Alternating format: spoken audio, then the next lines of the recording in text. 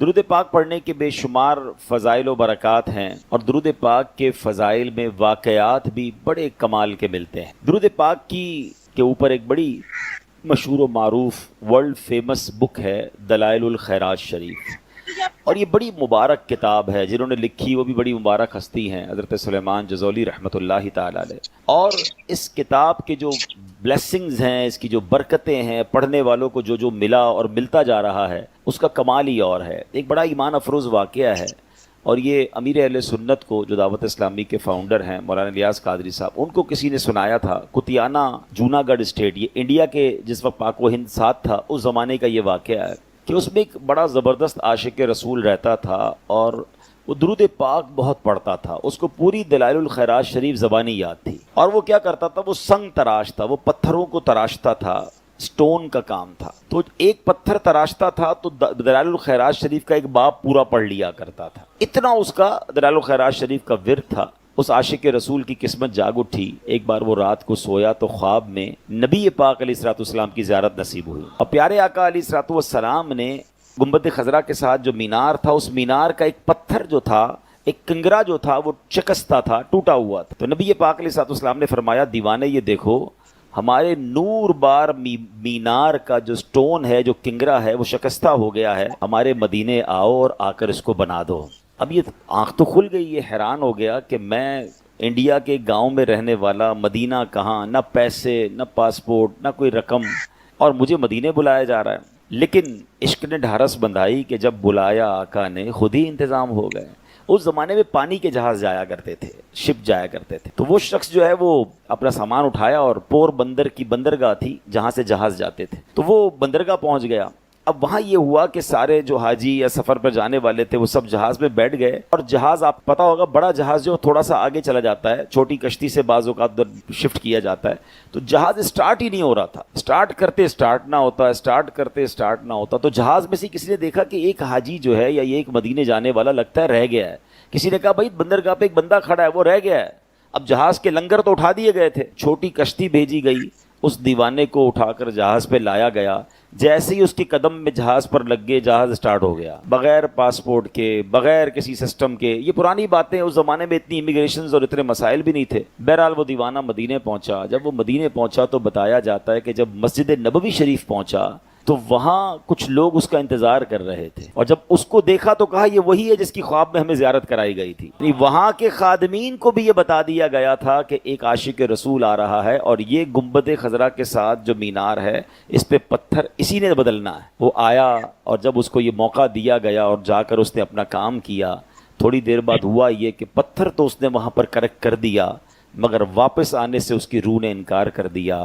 جب اس کی باڈی کو رسیوں کے ذریعے نیچے لایا گیا تو پتہ یہ چلا کہ دیوانے نے اپنی روح جو ہے گنبد خضرا پر قربان کر دی۔ جب تیری یاد میں دنیا سے گیا ہے کوئی، جب تیری یاد میں دنیا سے گیا ہے کوئی، جان لینے کو دلہن بن کے قضا آئی ہے۔ مدینہ جو ہے نا، یہ تھوڑی دیر پہلے جو نعت پڑھی جا رہی تھی، کیا بتاؤں کہ کیا مدینہ ہے، بس میرا مدعا مدینہ ہے۔ Madina is not an ordinary place, یہ رازوں کی سرزمین ہے۔ پھر آج موضوع مدینہ نہیں ہے، ورنہ کبھی انشاءاللہ زندگی رہی تو صرف مدینہ پاک پر گفتگو کریں گے کہ شہر مدینہ جو ہے نا کیا ہے۔ یہ کوئی آسان جگہ، یہ نارمل جگہ نہیں ہے۔ اس بات کو ایسے سمجھیے، وہ شاعر کہتے ہیں نا، جیسے جی چاہے جہاں میں گھوم پھر، پر یہ مدینہ ہے یہاں آہستہ چل۔ یہاں 70,000 فرشتے صبح، 70,000 فرشتے شام نبی پاک کے دربار میں حاضری دیتے ہیں۔ نبی پاک کے روضے پر حاضری کے ساتھ ساتھ مدینہ وہ ہے جس کے راستوں پر فرشتے پہرا دیتے ہیں۔ سوچئے تو صحیح نا،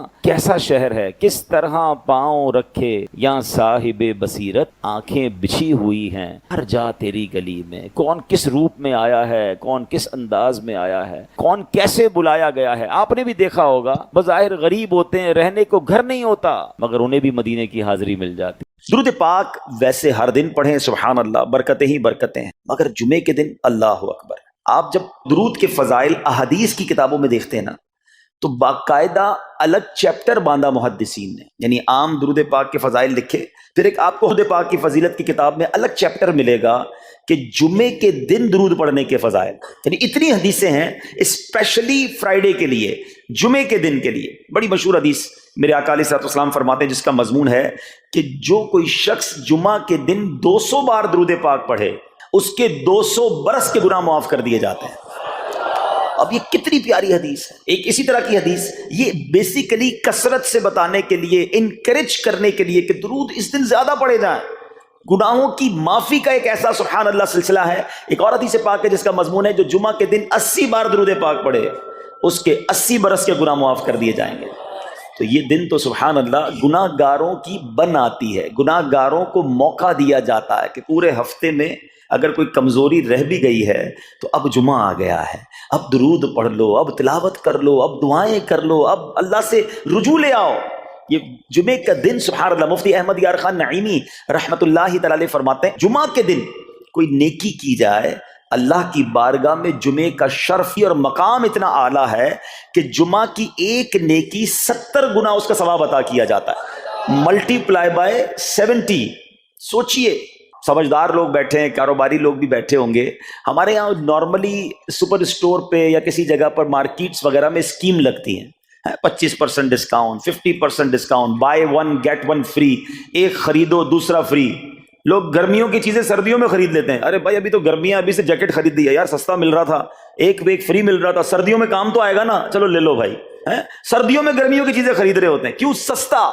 ہم دنیا کے نفع کے لیے، دنیا کے بینیفٹ کے لیے ٹریول بھی کرتے ہیں، جا کر خرچ بھی کرتے ہیں۔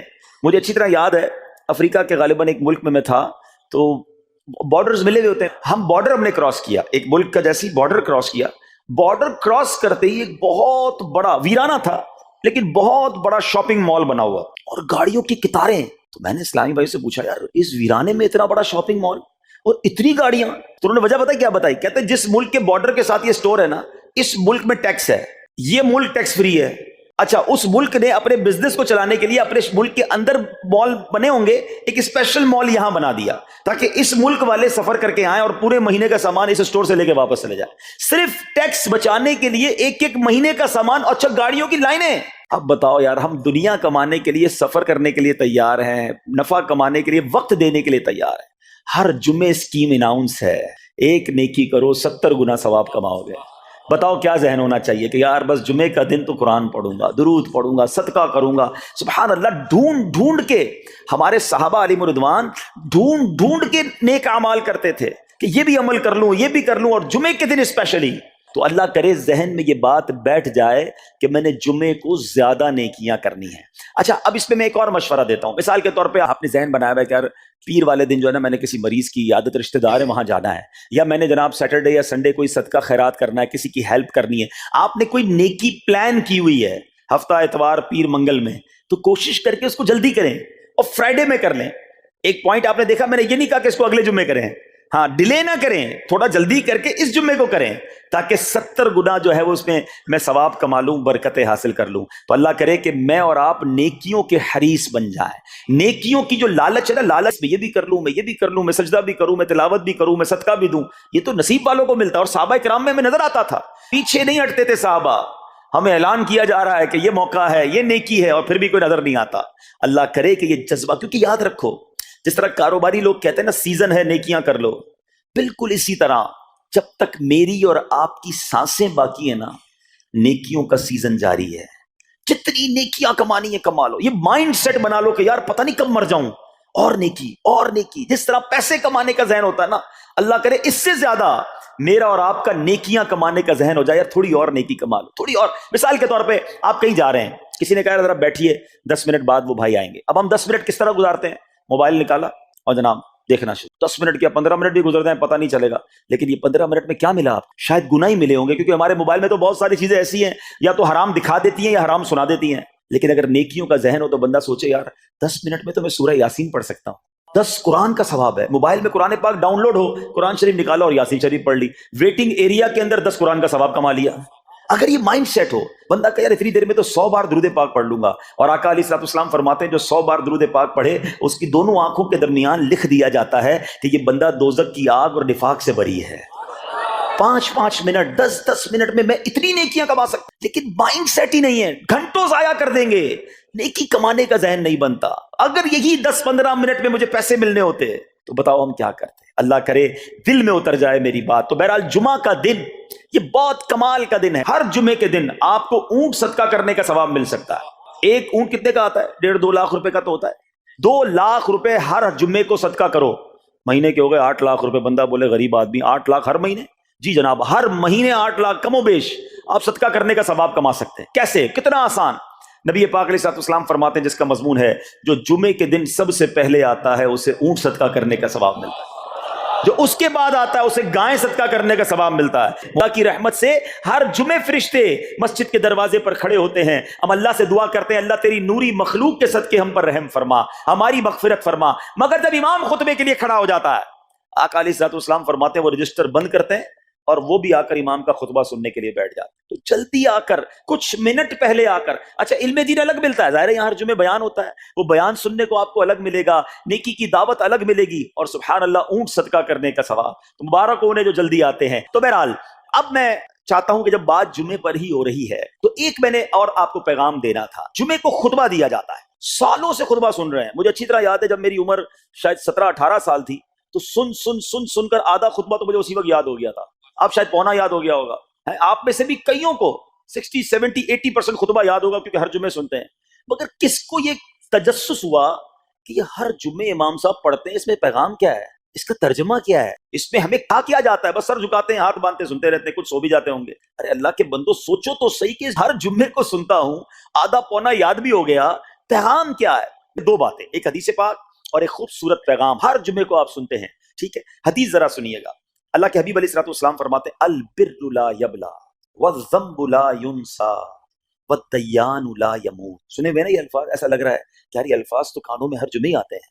آگے فرمایا اعمل ما شئت کما تدین تدان، یہ ایک حدیث ہے، ٹھیک ہے؟ اس کے بعد قرآن کی ایک آیت تلاوت ہوتی ہے فمن یعمل مثقال ذرۃ خیرا یرہ ومن یعمل مثقال ذرۃ شرا یرہ۔ یہ کانوں نے کئی بار، کہوں کہ سینکڑوں بار سنے ہیں، دل ہلا دینے والا پیغام، بڑا سمجھانے والی بات ہے اس حدیث میں۔ البر لا یبلا، میرے آقا فرماتے ہیں نیکی پرانی نہیں ہوتی، کرتے جایا کرو، یہ نیکی تمہارے اکاؤنٹ میں جمع ہو رہی ہے۔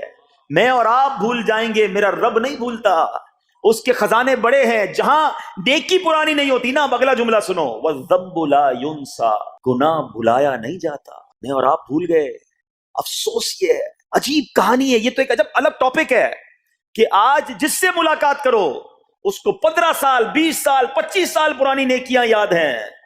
لوگ ملتے ہیں کہتے ہیں 1990 میں حج کیا تھا، 95 میں عمرہ کیا، 2002 میں فلاں مسجد بنائی۔ آپ کی دعوت اسلامی کے قافلے میں بھی 2005 میں گیا تھا۔ ساری نیکیاں 15 20 سال پرانی یاد ہیں۔ گناہ کل جھوٹ بولا تھا یاد ہے، کل رات کو بد نگاہی ہو گئی تھی وہ یاد ہے، پرسوں غیبت کی تھی وہ یاد ہے۔ سالوں تو چھوڑو، ہم گھنٹے پہلے کا گناہ بھول جاتے ہیں۔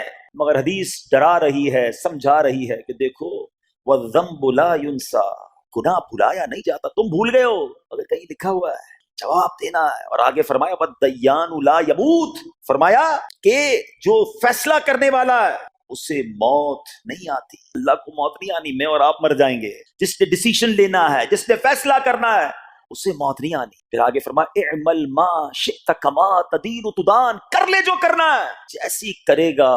پھر قرآن کی یہ آیتیں سمجھا رہی ہیں وَمَن يَعْمَلْ مِثْقَالَ ذَرَّةٍ خَيْرًا يَرَهُ، جو ذرہ بھر نیکی کرے گا، بھلائی کرے گا، وہ دیکھے گا۔ وَمَن يَعْمَلْ مِثْقَالَ ذَرَّةٍ شَرًّا يَرَهُ، کہ جو ذرہ بھر برائی کرے گا۔ اتنا شاندار جمعے کا پیغام ہر جمعے خطبے میں دیا جاتا ہے۔ اللہ کرے یہ دل کی گہرائیوں میں اتر جائے، دروازہ بند کر کے، اندھیرا کر کے، اکیلے میں گناہ کرنے والا سوچے کہ ٹھیک ہے دنیا میں کوئی نہیں دیکھ رہا مگر میرا رب دیکھ رہا ہے، مجھے اس ذرہ بھر گناہ کا بھی جواب دینا پڑے گا۔ لوگ کہتے ہیں چھوٹی سی بات ہے یار، چھوٹا سا گناہ ہے، ٹھیک ہے چلتا ہے، سبھی تو کرتے ہیں۔ نہیں جناب، وہ نقطہ نواز ہے، وہ معاف کرنے پہ آئے تو 100 بندوں کے قاتل کو معاف کر دے، اور وہ پکڑنے پہ آئے تو ایک نقطے پر پکڑ فرما دے۔ ہمیں ڈرنا ہوگا، ہمیں خوف اپنے دل میں طاری کرنا ہوگا، کیونکہ یہ گناہ میری آخرت میں میری پکڑ کا سبب بن سکتا۔ بالکل اسی طرح چھوٹی چھوٹی نیکیاں سمجھ کے چھوڑ دیتے ہیں، یار سنت غیر موقدہ ہی ہے نا، نفل ہی تو ہے نا، سنت ہی تو ہے نا، ٹھیک ہے درود پڑھنا چاہیے، نہیں پڑھا تو کوئی بات نہیں۔ ارے یار کون اجتماع میں جائے، کون درس میں بیٹھے، صدقہ دینا کوئی واجب تو نہیں، زکوٰۃ تو پوری دیتا ہوں، چھوٹی چھوٹی نیکیاں سمجھ کر چھوڑتے ہو۔ ارے وہ تو کتے کو پانی پلانے والے کو اس سبب سے بخش دیا کرتا ہے، راستے سے پتھر ہٹانے والے کو بخش دیا کرتا ہے۔ فرمایا نا البر لا یبلا، نیکی پرانی نہیں ہوگی، کرتے جایا کرو۔ اللہ کرے کہ یہ ذہن بن جائے کہ بس میں زیادہ سے زیادہ نیکی کروں، دو لوگوں کے دلوں میں خوشی داخل کروں، مسلمانوں کی خیر خواہی کروں۔ اس ایک ہی حدیث پر، ان آیتوں پر میں مزید بھی بہت بات کر سکتا ہوں، لیکن میں نے اشارہ دیا کہ ضرور اس پر توجہ دیں۔ اور ایک شاندار پیغام ہر جمعے میں ہم سنتے ہیں، کیا شاندار وہ پیغام ہے! وہ پیغام ہے الا لا ایمان لمن لا محبت له۔ یاد ہے سب کو؟ جمعے میں سنتے ہو نا؟ اور 3 بار کہتے ہیں امام صاحب، الا لا ایمان لمن لا محبت له، الا لا ایمان لمن لا محبت له۔ کبھی تو امام صاحب کو روکتے، حضور یہ ہر جمعے کو پڑھتے بتائیں تو اس میں ہے کیا؟ نہیں، ہمیں کیا ضرورت ہے، بس جمعہ ہو گیا، بس ٹھیک ہے، ٹائم پورا ہو گیا، فرض پورا ہو گیا۔ ارے اللہ کے بندو سمجھو تو صحیح، اس میں میسج کیا ہے؟ اللہ اکبر! سنو اس کا مطلب کیا ہے، سنو، الا لا ایمان لمن لا محبت لا، سن لو، اس کا ایمان نہیں جس کے دل میں نبی پاک سے محبت نہیں، ایمان ہی نہیں ہے۔ ارے جس دل میں نبی پاک سے محبت نہیں، اس کا ایمان ہی نہیں ہے۔ اعلیٰ حضرت امام اہل سنت ایسے ہی نہیں لکھتے کہ اللہ کی سرتابہ قدم شان ہے یہ، انسان نہیں انسان، وہ انسان ہے یہ۔ قرآن تو ایمان بتاتا ہے انہیں، اور ایمان یہ کہتا ہے میری جان ہے یہ۔ ایمان کمپلیٹ ہی نہیں ہوتا نبی پاک علیہ الصلوۃ والسلام سے محبت کے بغیر۔ اور یہ بات ایسا لگتا ہے انفارچونیٹلی کہ غیر مسلم جانتے ہیں، ابھی تو وہ سازشیں کرتے ہیں، انہیں پتا ہے۔ آپ بتائیں دنیا کے کس ملک پہ نماز روکی جاتی ہے؟ نہیں روکی جاتی۔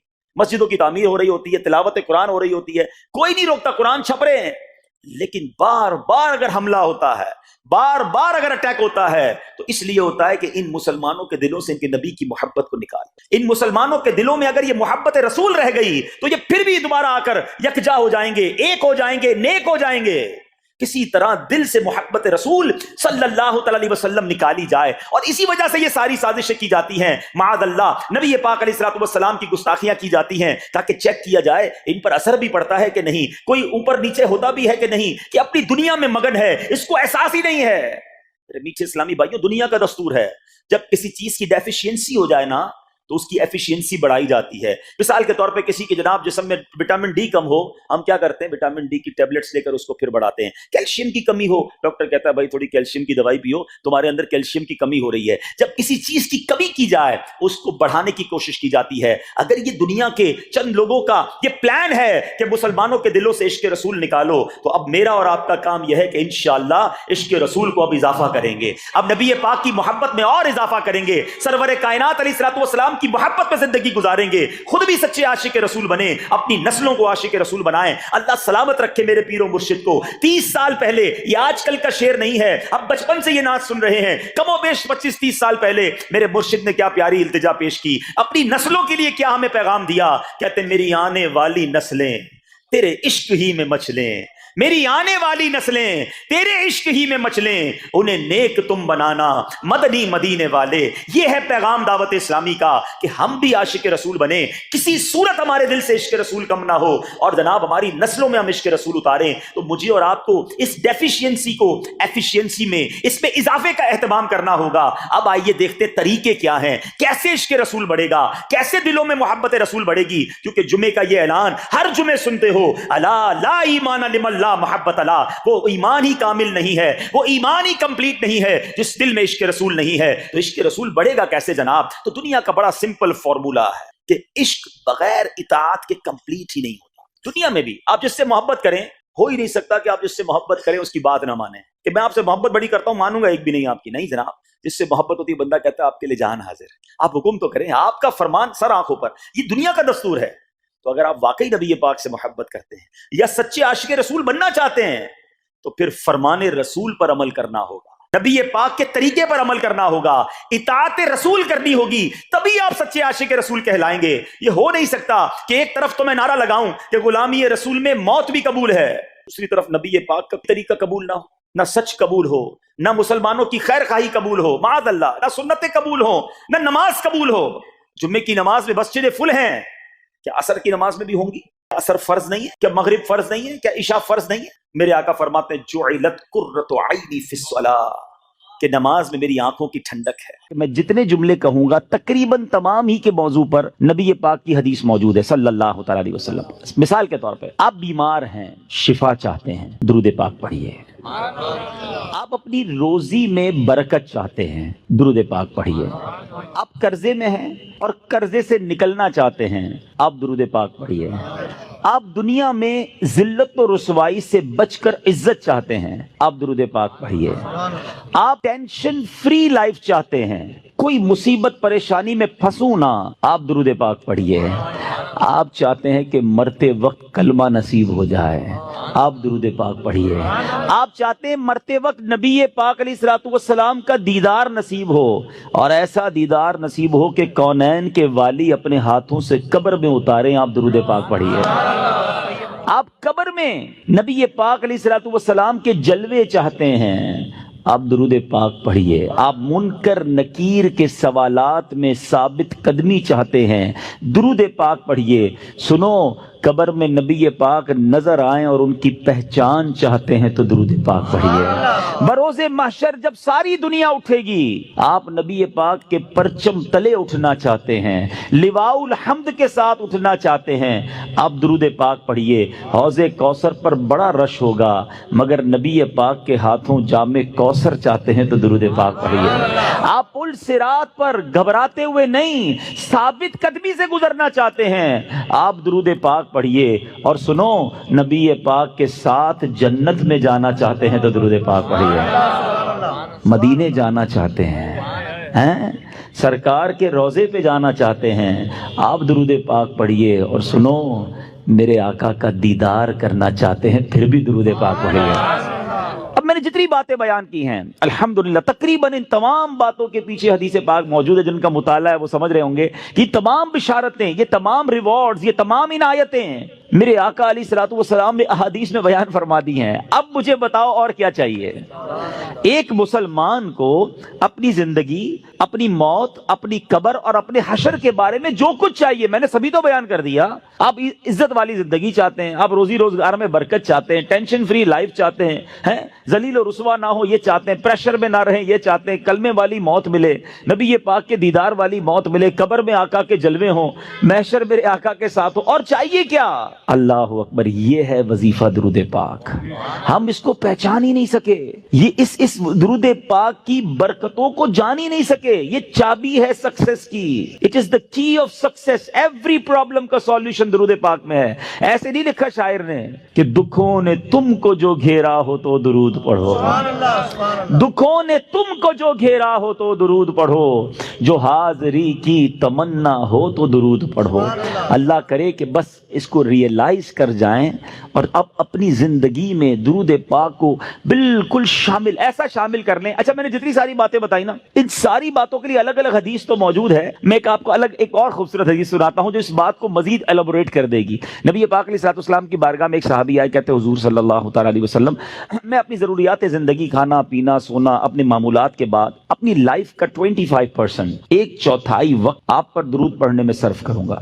نبی پاک علیہ الصلوۃ والسلام نے فرمایا بہت اچھی بات، حدیث کا خلاصہ ہے، تھوڑا بڑھا لو تو اور اچھا ہے۔ کہتے حضور 50% آپ اپنے وقت کو درود پاک میں صرف کروں گا۔ فرمایا بہت اچھی بات، لیکن اور بڑھا لو تو اچھا ہے۔ کہتے حضور اب 75% درود پاک میں ٹائم گزاروں گا۔ فرمایا اور بڑھا لو تو اچھا ہے۔ کہتے بس اب اپنے ضروریات کے بعد حضور سارا دن آپ پر درود پڑھتا رہوں گا۔ فرمایا اگر ایسا کرو گے تو تمہاری ساری مشکلوں کے لیے کافی ہوگا، تمہاری تمام ضروریات کے لیے کافی ہوگا۔ اٹ مینز یہ سولوشن ہے۔ ہم پریشان بھی ہوتے ہیں پھر بھی درود نہیں پڑھتے، ہم قرضے میں ہوتے ہیں درود نہیں پڑھتے، ہمارے کاروبار کی پرابلم آ جاتی ہے ہم درود نہیں پڑھتے، ہم بیمار ہو جاتے ہیں ہم درود نہیں پڑھتے، حالانکہ سب کا علاج ہے۔ سبحان اللہ۔ تو اب آج اس خوبصورت اجتماع میں آئے ہیں، یہ پہلے ریئلائزیشن لے کر جائیں کہ میں نے اب اپنی زندگی میں درود پاک کو بالکل ایسا شامل کر لینا ہے جیسے زندگی میں بہت ساری ضروری زندگی کی چیزیں شامل کی ہیں۔ پہلے تو محبت کے ساتھ درود پاک پڑھ لیں، صلو علی الحبیب صلی اللہ تعالی علی محمد صلی اللہ علیہ وسلم۔ اب میں ایک اور جہت کی طرف بات کرنا چاہتا ہوں۔ فضیلت تو سن لی، مزہ بھی بہت آیا، سبحان اللہ بھی بڑی زور سے نکلا، درود پاک کل سے شامل ہوگا یا نہیں اس کی گارنٹی نہیں ہے۔ اچھا، ہم نے پہلے بھی کئی بار فضیلتیں سنی ہیں، دعوت اسلامی والے تو جب بیان کرتے ہیں پہلے درود پاک کی فضیلت بیان کرتے ہیں، اور جب سنتے ہیں ماشاءاللہ مزہ بھی بہت آتا ہے، لیکن ایک دو دن بعد پھر وہی پورا دن گزر جاتا ہے، درود پاک شامل نہیں ہوتا۔ میں نے بہت غور کیا، سچی بتا رہا ہوں، میں اپنے لیے غور کیا کہ یار بیان تو بڑے کرتا ہے، تیری زندگی میں کتنے درود ہیں، کتنے پڑھتا ہے روز درود پاک, دنیا کو کہتا ہے روز اتنے 100 درود پڑھو, اتنے پڑھو. میں نے بہت غور کیا کہ یار پڑھتا تو ہوں, لیکن جس کو کہنا کہ زندگی کا جزو لا ينفق بن جائے, ایسا زندگی کا حصہ بن جائے کہ اس کے بغیر زندگی نہ گزرے, تو اس کا طریقہ کیا ہوگا؟ آپ دیکھیں, زندگی میں بہت ساری چیزیں آپ کی میری ایسی آئیں جو پہلے نہیں تھیں, مگر ہم نے اس کو زندگی کا حصہ بنایا. مثال کے طور پہ اللہ پاک آپ سب کو ہمیشہ صحت مند رکھے, عافیت میں رکھے, لیکن کبھی کبھی انسان کی زندگی میں ایسا موقع آتا ہے دوائی آ جاتی ہے, ڈاکٹر کہتا ہے آپ کو جناب یہ پرابلم ہو گئی ہے, اب صبح دوپہر شام یہ دوائی پینی ہے آپ نے, اور حال حال میں پینی ہے. ہم کیا کرتے ہیں, ڈاکٹر کے سامنے یہ تو نہیں کہتے انشاءاللہ, اس کے بعد گھر چلے جاتے ہیں. ڈاکٹر اگلے مہینے جاتے, کیا ہوا؟ بولا وہ نعرہ تو لگایا تھا, دوائی تو نہیں پی. نہیں, فوراً پلان, ادھر نیت, فوراً پلان, باہر نکلتے ہی پہلے اس کا پرچہ لے کے جاتے ہیں میڈیکل اسٹور پہ, 1 مہینے کی دوائی دو. اسٹارٹ شروع کیا نا, نیت کی اور پلاننگ شروع کی سسٹم میں لانے کے لیے. اب ذرا پوائنٹ سمجھیے گا, جو میں نے ریئلائز کیا آج آپ کو فارمولا دے دیتا ہوں. اچھا دوائی لی, اچھا ہم جیسا آدمی جو بیزی ہے وہ کیا کرتا ہے, وہ دوائی بھی تھوڑی زیادہ لیتا ہے. ایک پتا رکھتا ہے آفس میں کہ یار دوپہر کے کھانے کے بعد آفس پہ ہوتا ہوں ادھر پیوں گا. ایک رکھتا ہے ادھر جدھر بیڈ روم میں بیڈ ہوتا ہے, اور بچوں کو بھی, بچوں کی والدہ کو بھی کہہ دیا, اب آفس والوں کو بھی کہہ دیا بھائی یاد سے مجھے دوائی پلا دینا. سسٹم بنایا نا, اب آپ کی دوائی نہیں چھوٹ رہی ہے, آپ کی دوائی تینوں ٹائم ہو رہی ہے, لنچ میں بھی کھا رہے ہیں, ناشتے میں بھی کھا رہے ہیں, رات کو بھی کھا رہے ہیں. کیسے آ گئی؟ لائف میں تو نہیں تھی, انوالو کیا آپ نے, پلان کیا, اب یہ زندگی کا ایسا حصہ بنی کہ آپ دوائی نہیں بھول رہے. ایسی بہت ساری چیزیں ہیں. میں چاہتا ہوں میں درود بھی کبھی نہ بھولوں, میں روز درود پڑھوں, کیونکہ مر جاؤں گا تھوڑے دنوں میں, تھوڑی تو دن رہ گئے لائف کے. اگر یہ پڑھ کر نہ گیا, یہ ذکر و درود زبان پر نہ رہے, تو یہ ساری نیکیاں برکتیں جو سنتا ہوں کیسے ملیں گی مجھے؟ اب سسٹم کیسے بنے گا؟ اب میں نے جو اپنے لیے بنایا وہ اچھی نیت سے بتا دیتا ہوں. آپ سب سے پہلے اپنے ساتھ تسبیح رکھنا شروع کریں. تسبیح جو ہے نا, یہ زبان کی لگام ہے, یاد رکھیں. کوئی بھی تسبیح ہو آپ کے ساتھ ہونی چاہیے. اچھا تسبیح بھی ایک نہ لیں, آپ تسبیح لیں 3-4. ایک رکھیں اپنی گاڑی میں, ایک رکھیں اپنے بیڈ روم میں جس جہاں لیٹتے نا اپنے ساتھ ادھر, ایک رکھیں اپنی آفس کی ٹیبل پر. یہ تسبیحاں آپ کو یاد دلائیں گی درود باقی ہے, ذکر باقی ہے. جدھر موقع ملے آپ کو کوئی کہنا یار 5 منٹ میں آتا ہوں, 5 منٹ میں موبائل نہ نکالیں اور براؤزنگ شروع نہ کر دیں, 5 منٹ میں نکالیں تسبیح اور آپ درود پڑھنا شروع کر دیں. وہ 5 منٹ میں بھر لیں, نہیں 10 منٹ میں آ جائے, مسئلہ نہیں, میرے 100 درود ہو جائیں گے. آپ کو انتظار مہنگا نہیں لگے گا, آپ کو ویٹنگ ٹائم بور نہیں کرے گا. آپ کو پتہ اس نے انتظار کرایا, میرے نہ جانے کتنے گناہ معاف ہو چکے ہیں. ایک دوسرا فارمولا, اچھا کسی کو یہ نہ لگے میرا تسبیح کا کاروبار ہے, مولانا صاحب کنٹینر بک کر کے آئے اور آج جناب سب کو 4-4 تسبیح کا کہہ رہے ہیں. میرا کوئی تسبیح کا کاروبار نہیں بھائی. میں جو اللہ جانتا ہے میری نیت کیا ہے, کہ میری اور آپ کی لائف میں درود پاک ایک ایسا جز بن جائے کہ میرا کوئی دن نہ گزرے کثرت سے درود پڑھے بغیر. اچھا پھر دوسرا کام ایک اور کر لیں. تقریباً سارے لوگ واک کرتے ہیں, اچھی بات ہے, صحت کے لیے کرنی چاہیے. جب بھی واک کریں نا, جس طرح جوتے پہنے بغیر واک نہیں کرتے نا, آپ نے شوز رکھے ہوتے ہیں واک کے, آپ تسبیح ضرور لیں. کھڑے ہو جائیں, نہیں میری تسبیح کہاں ہے, تسبیح لا کے دو. آپ وداؤٹ تسبیح واک نہ کریں. آپ بلیو کریں آدھا گھنٹہ واک کرو گے انشاءاللہ 1000 درود پاک ہو جائیں گے. آپ اس میں اور بھی وظائف شامل کر لیں. کلمہ پاک کی تسبیح ایک پڑھوں گا, ایک سبحان اللہ و بحمدہ سبحان اللہ العظیم پڑھ لوں گا. استغفار 70 بار نبی پاک روزانہ پڑھا کرتے, میں انشاءاللہ 70 بار استغفار بھی پڑھ لوں گا. آپ اپنا پورا جس کو کہتے ہیں شیڈیول بنا سکتے ہیں, اور یقین کرو جس دن ذکر و اذکار دبا کے کیے ہوں گے نا, جس کو کہتے ہیں رچ کے, اس رات کو نیند بھی بڑی اچھی آتی ہے. ہاں کہ اللہ کی رحمت سے ضائع نہیں کیا آج کا دن, آج اللہ کی رحمت سے میرے آقا کا بھی ذکر کیا, اللہ کا بھی ذکر میری زبان نے کیا. اگر یہ پلان, اس کی پلان کب بنے گا؟ جب اس کی اہمیت محسوس ہوگی. کہیں گے یار مولانا صاحب اتنے ساری باتیں باقی ہیں, پتہ نہیں کس موضوع کو لے کے بیٹھ گئے. ٹھیک ہے, آپ کی مرضی. اگر آپ کو یہ نارمل اور آرڈنری بات لگتی ہے, ورنہ بلیو کریں ہمارے اسلاف اتنا ذکر کرتے تھے. بزرگان دین کی سیرت کو پڑھیں نا, ایک بزرگ کے بارے میں آتا ہے, وہ ہر وقت ذکر الہی کرتے تھے. ایک بار کسی راستے سے گزرے, واپس آئے, پھر اس روڈ سے گزرے. کسی نے کہا حضرت ابھی تو گزر کے گئے تھے اس گلی سے. کہتے ہیں ہاں گزر تو گیا تھا, مگر گزرتے گزرتے اللہ کا ذکر نہیں کیا تھا. میں چاہتا ہوں میں زندگی میں جس سڑک سے گزروں, جس راستے سے گزروں, اس راستے کو, اس سڑک کو اللہ کے ذکر کا گواہ بنا کر جاؤں. یہ مائنڈ سیٹ تھا. حضرت جنید بغدادی رحمت اللہ تعالی علیہ اپنے زمانے کے ولی ہیں, اولیاء کے سردار ہیں. کتنی نیکیاں تھیں ان کے پاس, ہمارے پاس تو ہے ہی کچھ نہیں, مگر اتنا اللہ کا ذکر کرتے, زبان سے اتنے ذکر الہی کرتے تھے کہ ایک بار آپ گئے کسی باربر شاپ پہ مونچھیں بنوانے. تو جو مونچھیں کاٹنے والا تھا کہتا حضرت تھوڑی دیر خاموش ہو جائیں, آپ ذکر روک دیں, میں نے آپ کی مونچھیں کاٹنی, آپ کے ہونٹ کٹ جائیں گے. فرماتے تم اپنا کام کرو, میرے ہونٹوں پہ زخم لگتا ہے تو لگ جائے, میں اللہ کا ذکر نہیں چھوڑ سکتا. اصل میں وہ لوگ یہ سمجھ گئے تھے کہ یہ لائف جو ہے نا بہت تھوڑی ہے، جتنی نیکیاں کمانی ہے کما کے جائیں تاکہ ادھر آرام کریں. یہ آرام کا ٹائم نہیں ہے، یہ انجوائے کا ٹائم نہیں ہے. لائف دنیا جو ہے نا دارالعمل ہے، جزا کا ٹائم، انعام کا ٹائم، سکون کا ٹائم یہ آخرت کا ہے. بس کچھ لوگ سمجھ بیٹھے کہ یہی مزے کا ٹائم ہے، یہی عیش کرنے کا ٹائم ہے. یہاں جناب انجوائمنٹ میں لگ گئے، نہ نمازیں پڑھتے ہیں، نہ قرآن پڑھتے ہیں، نہ ذکر کرتے ہیں. ارے ادھر جمع کرو، ادھر مزہ آئے گا. ادھر نیکیاں کمانی ہو. کہتے ہیں نا سیزن لگا ہوا ہے. لوگ کاروباری لوگ کہتے ہیں یار ان دنوں میں ہمارا بڑا سیزن ہے، ہم بہت کام کرتے ہیں، سیزن کے بعد پھر ریسٹ کریں گے. جب تک میری آپ کی سانسیں باقی ہیں نا، نیکیوں کا سیزن لگا ہوا ہے. کر لو جتنی نیکیاں کرنی ہے، نوافل پڑھیں، درود پڑھیں، ذکر کریں، حرام کاموں سے بچیں، تاکہ جب قبر میں جائیں نا، آپ کو پتہ ہے کچھ خوش نصیب ایسے ہوں گے جب وہ قبر میں جائیں گے تو ان کو فرشتوں کی طرف سے کیا ندا دی جائے گی، انعام پتہ ہے کیا دیا جائے گا؟ نم کا نومۃ العروس، سو جا کہ جیسے دلہن سوتی ہے. قبر کے اندر ایسے سکون سے سو جا، بے فکر ہو کر، کیونکہ اب اللہ اس سے راضی ہے. وہ ایسی زندگی گزار کر آیا ہے. تو اللہ کرے میں اور آپ ایسی زندگی گزاریں. بزرگوں کا ایک قول ہے، کاش دل میں اتر جائے کہ زمین کے اوپر کام، زمین کے اندر آرام. اللہ زمین کے اوپر ایسا کام لے لے کہ جب زمین کے اندر جائیں نا تو وہاں آرام کریں. ادھر مار پڑی تو کدھر جائیں گے؟ اللہ کرے دل میں اتر جائے میری بات. نیت کرتے ہیں اب روز درود کثرت سے پڑھیں گے انشاءاللہ. میں بھی نیت کرتا ہوں، آپ بھی نیت کریں. اب ذکر و درود انشاءاللہ زبان پر جاری رہے گا.